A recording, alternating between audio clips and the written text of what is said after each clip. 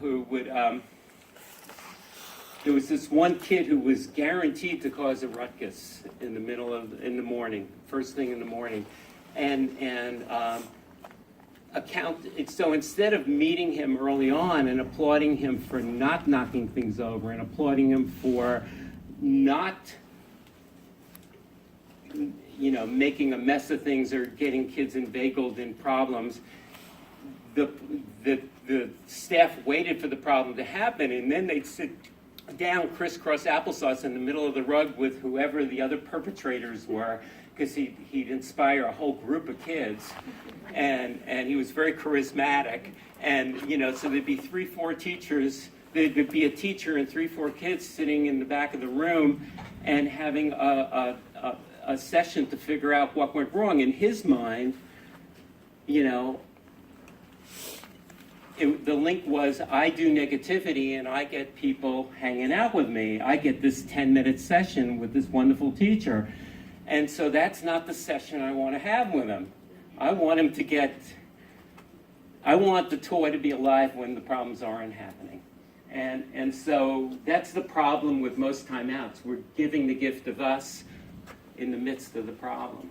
And we have to set up a new field of energy, of connection, when the problem isn't happening. We got to show kids that new field of successfulness exists. So stand 1, I'm not going to give me to that. I'm not going to give my energy relationship to negativity. Stand 2, I am adamantly going to set up a new field of successfulness. And stand 3 is I'm going to hold accountability in this very lighthearted, easy way. And I want to give you this slide. And a family came to me with an 18-month-old and a 5-year-old, and they knew my approach. They knew Nurtured Heart approach a little bit by way of their 5-year-old, and they were struggling with their 18-month-old who had no words. So these were smart people, and I knew they were concerned that there might be some organicity or this kid might be on the spectrum. And this kid had one gear, which was whining. He was a master at whining, at 50 shades of whining.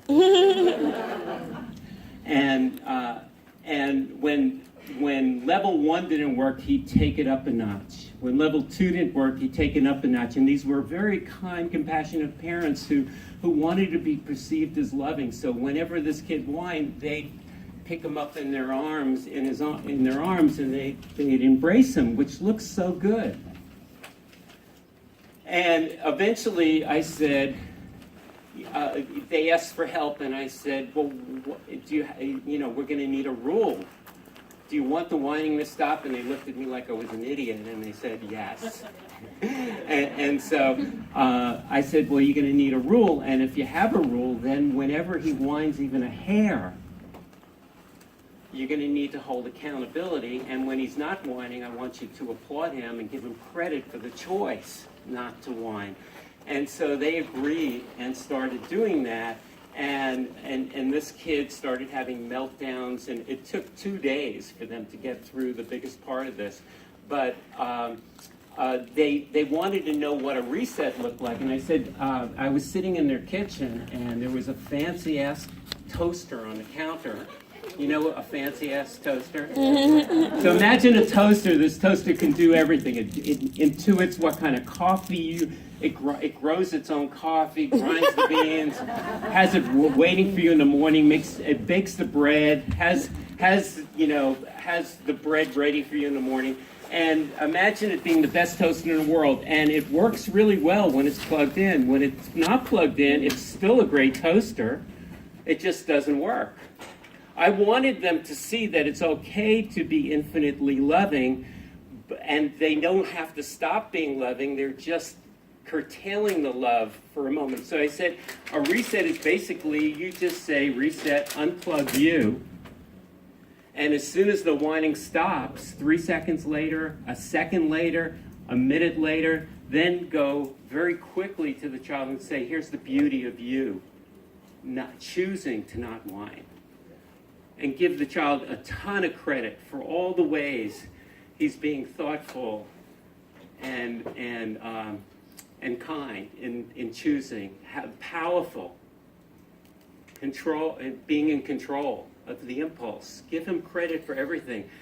2 weeks later, this kid went from no words to 50 words. The vocabulary was there. I'm not saying I don't know what I'm saying about the autism piece, but I'm saying that so many kids are misdiagnosed and that the words are really there waiting once we promote the greatness we see in kids. And so there's a way through. And the beautiful part for these parents was this child was no longer whining. So that helped a lot. So I think I'm near the end.